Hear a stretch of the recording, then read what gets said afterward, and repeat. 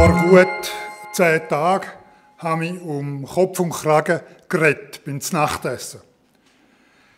Christa hat geklagt, hat mir gesagt, was für einen Predigttext das sie bekommen hat und wie schwierig das ist, darüber zu reden. Und da habe ich halt so frisch von der Leber weg rasch das Konzept entworfen, habe gesagt, so und das und so könnte man es machen, oder? Und am Schluss sagt sie, komm, mach es doch selber. Und was wollte ich da noch sagen? Eben, ich habe mich um Kopf und Kragen geredet. Darum bin ich heute Abend da und nicht Christa. Sie darf zulassen, von dem habe ich mich da abgemüht habe. Der Predigtext ist nicht ganz einfach. Hört doch selber. Ich kann kaum glauben, was mir über die Unzucht unter euch berichtet wird. So schlimme Dinge, dass nicht einmal die Menschen, die Gott nicht kennen, so etwas tun. Ich habe gehört, dass ihr einen Mann in eurer Gemeinde habt, der mit der Frau seines Vaters zusammenlebt. Und ihr seid stolz auf euch. Warum tragt ihr nicht Trauer vor Kummer und Scham? Und warum habt ihr den Mann, der so lebt, nicht aus eurer Gemeinschaft ausgeschlossen? Auch wenn ich nicht persönlich anwesend bin, so bin ich doch im Geist bei euch und habe das Urteil über den Mann, der das getan hat, bereits gefällt. Wenn ihr euch im Namen von Jesus, dem Herrn, versammelt, so werde ich im Geist anwesend sein und die Kraft des Herrn ist mitten unter euch.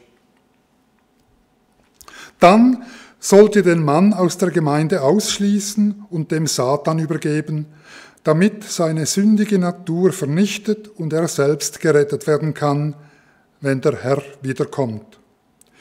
Es ist schlimm, dass ihr auf eurer geistlichen Reife stolz seid und gleichzeitig so etwas zulasst.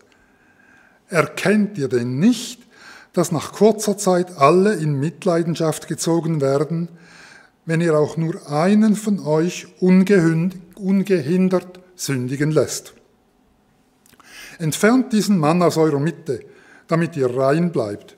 Denn Christus, unser Passalam, ist für uns geopfert worden. Lasst uns das Fest feiern, aber nicht, indem wir das alte Brot des Bösen und Schlechten essen, sondern das neue Brot der Reinheit und Wahrheit. In einem früheren Brief schrieb ich euch, ihr sollt nichts mit Menschen zu schaffen haben, die sich auf Unzucht einlassen. Doch damit meinte ich nicht Ungläubige, die Unzucht treiben, habgierig sind und stehlen oder Götzen anbeten. Wenn ihr solche Leute meiden wolltet, müsstet ihr ja die Welt verlassen. Was ich meine war, dass ihr keinen Kontakt zu jemandem haben sollt, der sich als gläubig bezeichnet und doch Unzucht treibt, habgierig ist, Götzen anbetet, flucht, sich betrinkt oder andere beraubt. Mit solchen Leuten sollt ihr auch nicht zusammen essen. Es steht uns nicht zu, Außenstehende zu richten. Aber es liegt ganz gewiss in eurer Verantwortung, diejenigen Gemeindemitglieder unter euch zu richten, die derartige Sünden begehen. Die Außenstehenden wird Gott richten, doch in der Schrift heißt es, ihr sollt das Böse aus eurer Mitte entfernen. Ein Text, der schwierig ist, wo schon sehr viel Leid und Unheil in die Welt gebracht hat. Aber fangen wir doch vorne an. Das ist ein Brief, der Brief ist an Korinth. Was ist Korinth? Wer ist Korinth? Korinth ist 44 vor Christus vom Cäsar als Kolonie für seine Veteranen neu belebt worden. Also der Cäsar hat eine Stadt neu aufgebaut für seine Veteranen, damit sie dort ihre Lebensabend verbringen können. Das ist dann zur Hauptstadt von einer Provinz geworden und Korinth liegt verkehrstechnisch mindestens genauso gut wie die Schweiz. Korinth liegt an einer Landenge. Korinth hat 2 Häfen, einen Osthafen und einen Westhafen. Der Osthafen Richtung Kleinasien, Asien und der Westhafen Richtung Rom. Und dazwischen war die Stadt Korinth. Korinth war eine Drehscheibe zwischen Asien und Rom. Es haben dort Handel, Finanzgeschäft und die Produktion von handwerklichen Gütern das Leben der Stadt bestimmt. Als Handels- und Hafenstadt hat Korinth eine bunte Bevölkerung gehabt. Ein starkes römisches Element, es hat Judenchristen gehabt, es hat Leute von allen Herrenländern gehabt. Und da sehe ich eine grosse Parallele zu der Schweiz. Die Schweiz ist ein Land mit 2 Häfen, einen nach Norden und einen nach Süden, mit viel Finanzpolitik, mit viel Industrie, mit Handel und Leuten aus allen Herrenländern.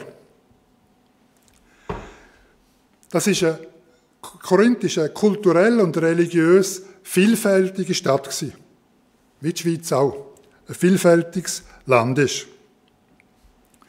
Die Mehrzahl der Gemeindemitglieder in dieser Gemeinde Korinth sind ehemalige Heiden gewesen. Also Heiden, die sich zu Jesus Christus bekehrt haben. Die meisten sind arm gewesen, aber eben nicht bettelarm, sondern einfach nicht reich. So wie die meisten Schweizer. Sie sind nicht arm, aber eben auch nicht reich. Und das Multikulti hat so seine Probleme mit sich gebracht. Kennen wir in der Schweiz, glaube ich, auch, oder? Nächstens haben wir doch so eine Abstimmung über ein Burka-Verbot. Vor 100 Jahren hat niemand gewusst, was eine Burka ist. Heute weiss das jeder. Eben, das Multikulti. Aber was war das Problem von dem Brief, den der Paulus an Korinther geschrieben hat? Ich kann kaum glauben, was mir über die Unzucht unter euch berichtet wird. So schlimme Dinge, dass nicht einmal die Menschen, die Gott nicht kennen, so etwas tun. Ich habe gehört, dass ihr einen Mann in eurer Gemeinde habt, der mit der Frau seines Vaters zusammenlebt. Ein krasser Fall. Zum Glück kennen wir das hier zu Frutigen nicht. Es ist ein Fall von sexueller Unzucht. Und es ist offensichtlich, jeder sieht es, der die kennt. Die Sünde ist offensichtlich und sie wird von der Gemeinde akzeptiert und duldet. Ihr seid stolz auf euch. Warum tragt ihr nicht Trauer vor Kummer und Scham? Und warum habt ihr den Mann, der so lebt, nicht aus eurer Gemeinschaft ausgeschlossen? Warum? Sobald etwas nicht ganz rund läuft, ist ganz klar, man fragt, warum das? Warum dieses? Warum hat Gott das zugelassen? Warum ist mir das passiert? Und der Paulus tadelt die Gemeinde aufs Schärfste. Auch wenn ich nicht persönlich anwesend bin, so bin ich doch im Geist bei euch und habe das Urteil über den Mann, der das getan hat, bereits gefällt. Wenn ihr euch im Namen von Jesus, dem Herrn, versammelt, so werde ich im Geist anwesend sein und die Kraft des Herrn ist mitten unter euch. Also der Paulus nimmt Einfluss auf die Gemeinde. Er sagt, wenn ihr euch trefft, dann bin ich mitten unter euch, auch wenn ich nicht da bin. Ich bin da, der Heilige Geist ist da. Er ruft ihn in Erinnerung, dass auch der Heilige Geist sie leitet und bei ihnen ist. Er lässt sie nicht allein. Er schreibt ihnen, was sie sollten tun, was sie hätten sollen tun.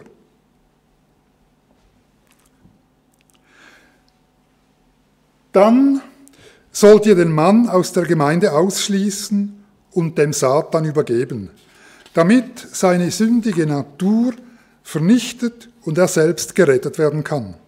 wenn der Herr wiederkommt.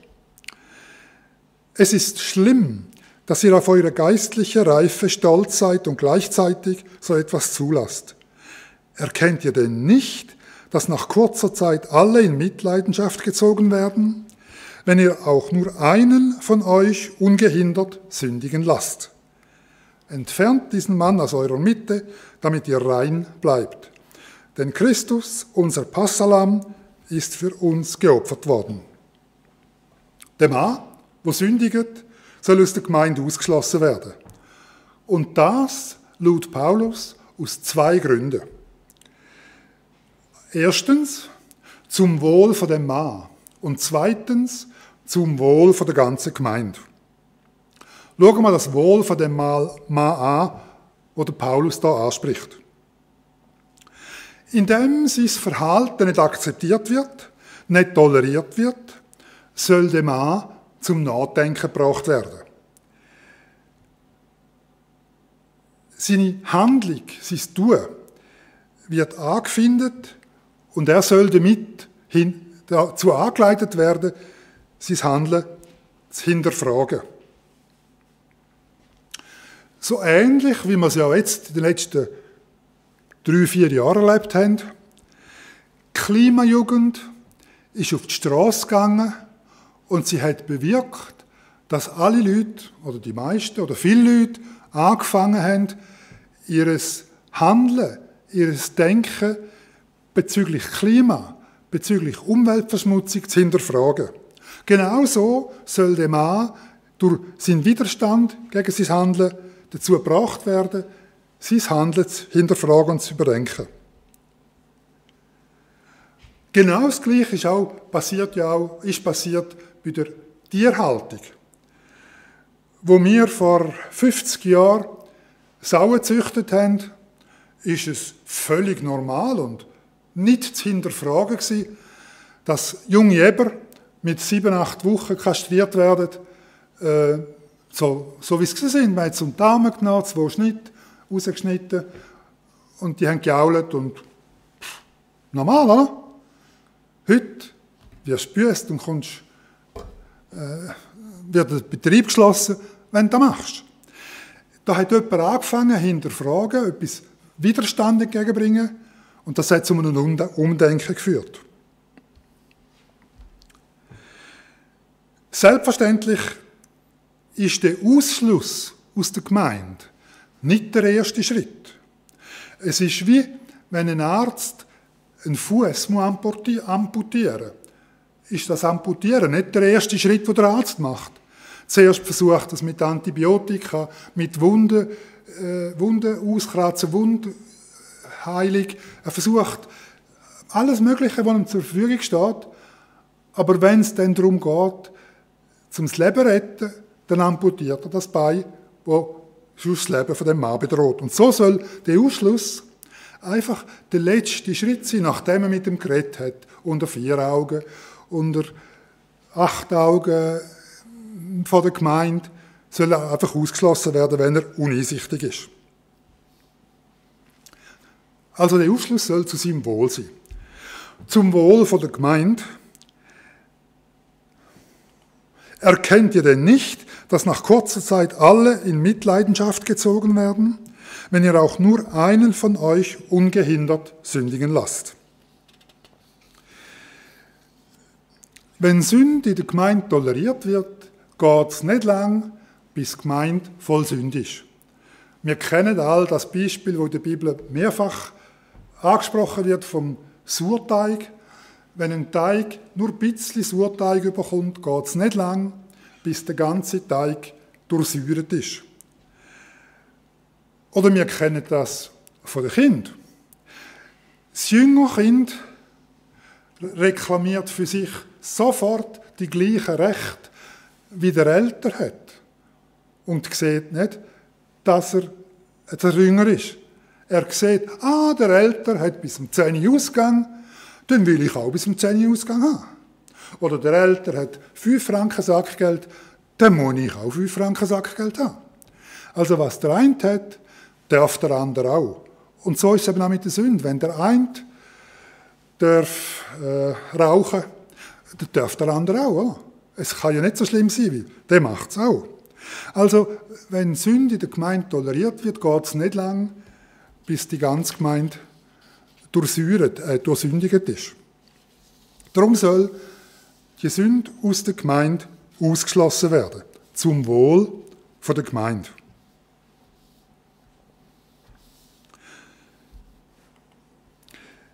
Entfernt diesen Mann aus eurer Mitte, damit ihr rein bleibt, denn Christus, unser Passahlamm, ist für uns geopfert worden.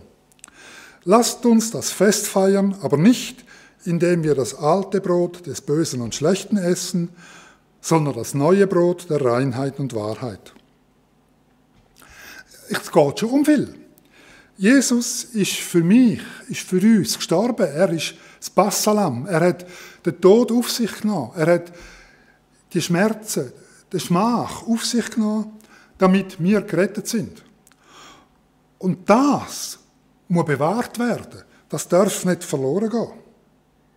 Und darum soll die Sünde aus der Mitte ausgeschlossen werden. Oder eben der, der sündigt, aus der Mitte ausgeschlossen werden. So weit, so gut, oder? Alles klar. So viel zu der Theorie. Aber wie sieht es denn in der Praxis aus? Die Praxis von der Gemeindezucht, von der Gemeindezucht, wie das heisst, oder? Durchläuft eine Wellenbewegung. Von der urchristlichen Gemeinde nach Christus bis etwa 400 ist die Gemeindezucht strikte angewendet worden und durchgeführt worden. Nachher hat sich die Überlegung da angefangen durchzusetzen, dass Sündenvergebung, dass das Wiedergutmachen eine Sache ist zwischen dem, der gesündigt hat, und Gott, also eine Privatsache. Und da geht die Gemeinde gar nichts an. Und das ist etwa bis 1500 immer mehr so gewesen. Also die Gemeindezucht ist immer weniger wichtig geworden. Dann die Reformation.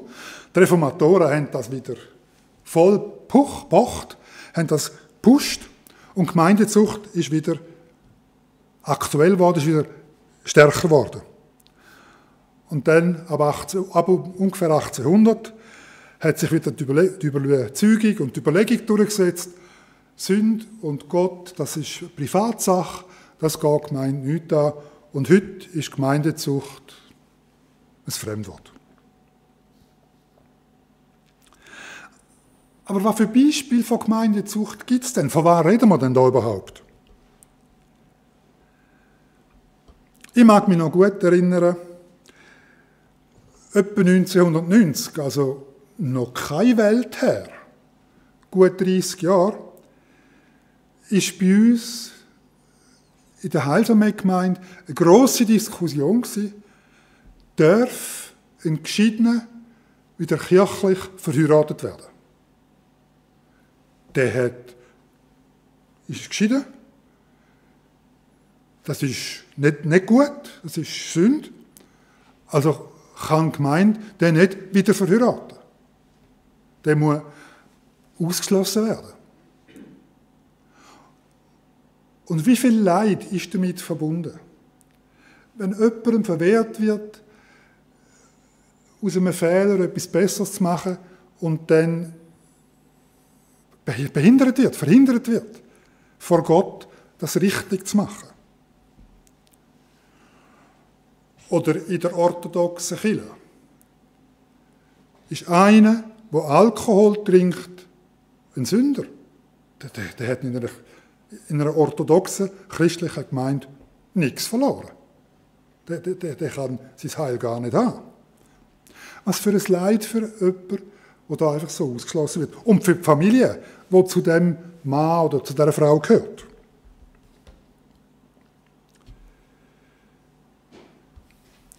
Oder so Gemeindezucht ist auch die Judenverfolgung, ist so ein Fall davon.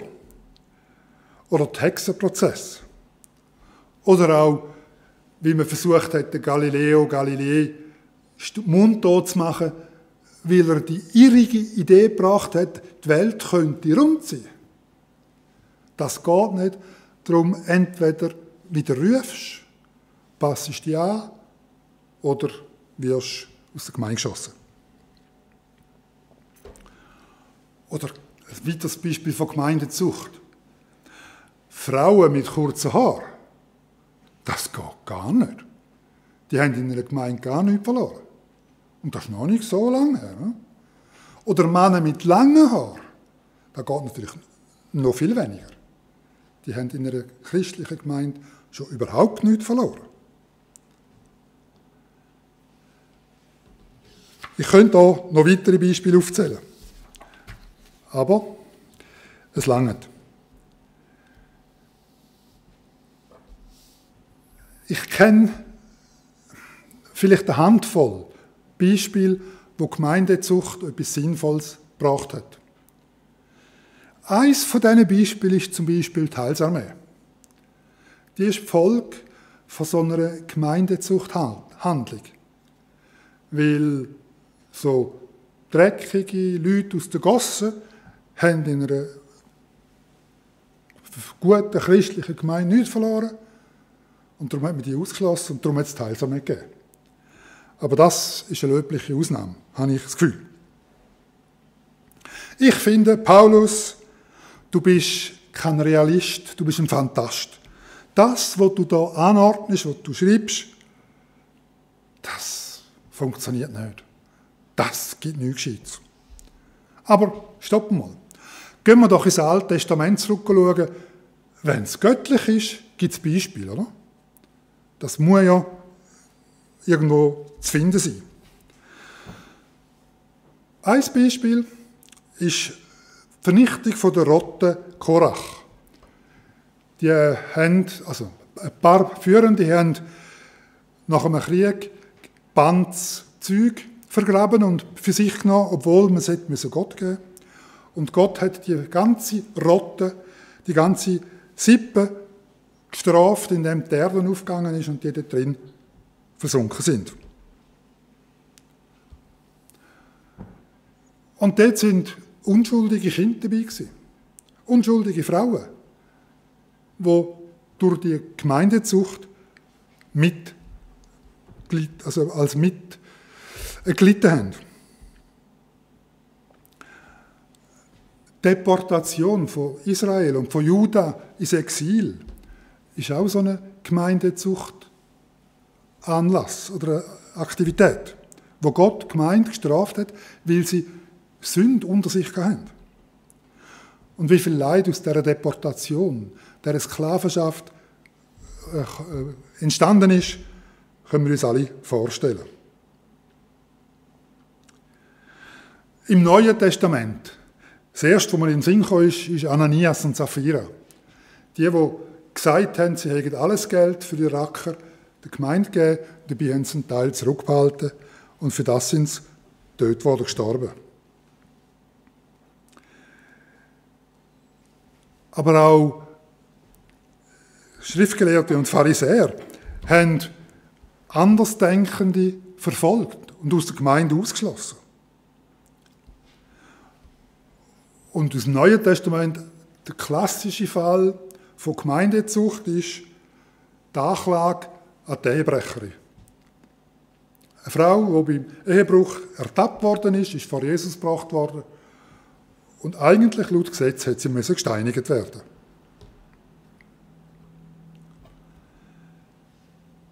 Aber wie ist das bei uns persönlich? Ich weiss, wie schnell, dass ich jemanden verurteile, der etwas anders ist, der eine andere Meinung hat.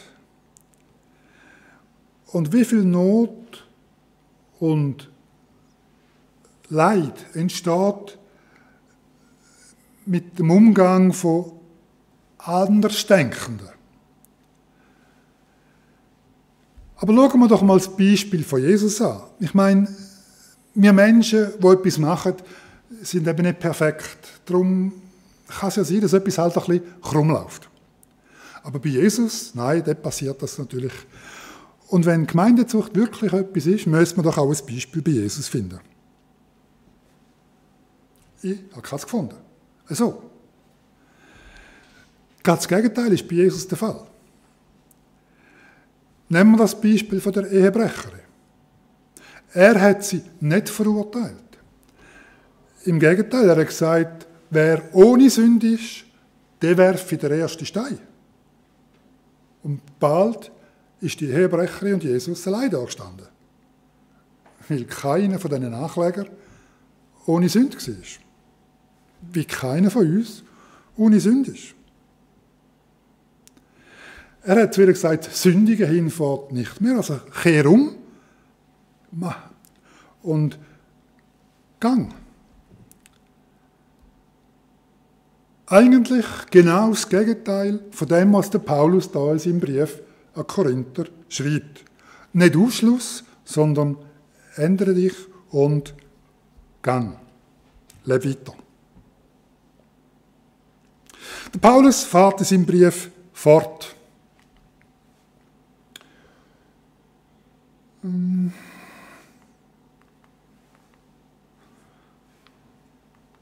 Ja. In einem früheren Brief schrieb ich euch, ihr sollt nichts mit Menschen zu schaffen haben, die sich auf Unzucht einlassen. Doch damit meinte ich nicht Ungläubige, die Unzucht treiben, habgierig sind und stehlen oder Götzen anbeten. Wenn ihr solche Leute meiden wolltet, müsstet ihr ja die Welt verlassen.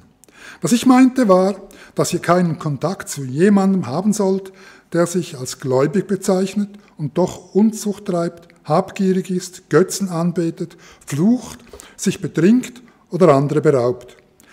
Mit solchen Leuten sollt ihr auch nicht zusammen essen. Es steht uns nicht zu, Außenstehende zu richten. Aber es liegt ganz gewiss in eurer Verantwortung, diejenigen Gemeindemitglieder unter euch zu richten, die derartige Sünden begehen. Die Außenstehenden wird Gott richten. Doch in der Schrift heißt es, ihr sollt das Böse aus eurer Mitte entfernen. Und da wirft Paulus vielleicht eben noch, da rückt es vielleicht ein bisschen in ein anderes Licht, das, was er vorgeschrieben hat. Was ist denn Sünde? Ich meine, Sünde soll man nicht in unserer Mitte dulden, aber was ist Sünde? Und das ist ein ganz schwieriges Kapitel, denke ich. Ich will euch da am Beispiel vom Essen von Götzenfleisch erklären. Es ist damals üblich gewesen, dass das Tier getötet worden ist und dann hat man es den Götzen geweiht und dann auf dem Markt verkauft. Und auf dem Markt hat man das Fleisch dann gekauft und brötelt und gekocht und gegessen. Die einen, und ich rede jetzt immer von Christen, die haben von dem Fleisch gegessen. Klar. Die anderen haben nicht davon gegessen, weil das Fleisch der Götzen geopfert worden ist. Und sie haben nicht etwas, das der Götzen geopfert worden ist, wollen essen. Die Dritten haben davon gegessen, weil sie gewusst haben, dass Gott gesagt hat, nichts, was aus dem Maul herkommt, kann dich unrein machen. Also kann das Götzenfleisch mich nicht unrein machen. Also kann es keine Sünde sein. Und die Vierten haben nicht davon gegessen, weil sie nicht andere haben wollen in Versuchung führen, die gesehen haben, dass sie von dem Fleisch essen. Also 2 Sorten Leute haben gegessen und 2 haben nicht gegessen. Was ist jetzt Sünde? Das Essen oder nicht Essen? Das hängt davon ab, von der Erkenntnis von Gottes Wort, von der Erkenntnis vom Glauben. Die erkennen, nichts macht mich unrein, können von dem Fleisch essen. Die erkennen, ich könnte zu einer Versuchung dazu werden, dass jemand gegen sein Gewissen von dem Fleisch isst, die essen nicht. Je nachdem, was für eine Erkenntnis man hat, kann etwas eine Sünde sein oder eben nicht. Darum ist es manchmal gar nicht so einfach zu sagen, was ist Sünde? Oder um beim Beispiel von vorher zu bleiben, wo ich vorher erwähnt habe, Geschiedene, die wieder heiraten. Ja, je nachdem, was für eine Erkenntnis man hat, ist es Sünde, so jemanden wieder zu verheiraten oder eben keine Sünde. Je nachdem, wie man das halt anschaut. Die geistliche Erkenntnis, die jeder hat und die bei jedem verschieden ist, bestimmt, ob etwas Sünde ist. Aber wie will man denn etwas aus der Gemeinde ausschliessen, wo der andere vielleicht nicht einmal als Sünde erkennt? Also so einfach und so klar, wie es der Paulus da schreibt, ist es vielleicht in dem Fall von dem Mann, der mit der Mutter von seinem Vater zusammenlebt. Aber im täglichen Leben als Gemeinde ist es vielleicht nicht ganz so einfach. Eins, denke ich, ist klar. Wenn wir alle so heilig und rein wie Jesus wären, dann könnten wir die Gemeindezucht problemlos durchführen. Weil dann haben wir nur Jesus-ähnliche Gedanken, Jesus-gleiche Gedanken und dann kann nichts passieren. Aber das Letzte, was der Paulus sagt, ist, ihr sollt das Böse aus eurer Mitte entfernen. Und da meint er vielleicht eben nicht bloß Mitte von der Gemeinde, sondern ganz sicher meint er auch aus meiner persönlichen Mitte. Also ich soll aus meinem Leben das Böse entfernen und austreiben. Und, wie wir auch am Beispiel von der Ehebrecherin sehen, wo Jesus gesagt hat, wer ohne Sünde ist, der werfe den ersten Stein. Die sind alle heimgegangen, mussten heimgehen, zuerst das Böse aus ihrer Mitte entfernen. Und dann hätte es eigentlich wieder kommen können, aber dann ist die Sache schon vorbei gewesen. Die Korinther sind stolz auf sich als Gemeinde. Aber sie lassen Sünde in ihrer Mitte. Sie tun das Böse nicht aus ihrer Mitte entfernen. Was ist richtig? Was ist in welchem Fall richtig? Ich denke, dass dieser Text uns nicht eine Kochbuchanleitung gibt, was wir machen sollen, wie wir mit dem Bösen umgehen sollen, wie wir das aus unserer Mitte entfernen sollen. Sondern, dass wir uns sehr gut prüfen sollen, was ist das Böse in mir? Und wenn ich mit dem Kapitel dann fertig bin, dann kann ich mir dann immer noch überlegen, wann ich mit dem Bösen in der Gemeinde anfange. Aber erst, nachdem ich mit meinem Bösen fertig bin. Für mich ist der Text eine Aufforderung und ein Hinweis, dass man vieles von zwei Seiten anschauen kann. Dass man vielleicht, dass nicht alles so klar ist, wie es auf den ersten Blick scheint. Aber eins scheint mir ganz klar zu sein. Die Mitte fängt bei mir an. Die Mitte ist mitten in mir. Und dort soll ich anfangen und dann kann ich mich um den Rest auch noch kümmern, wenn ich dann noch Zeit habe. Was völlig unsicher ist. Amen.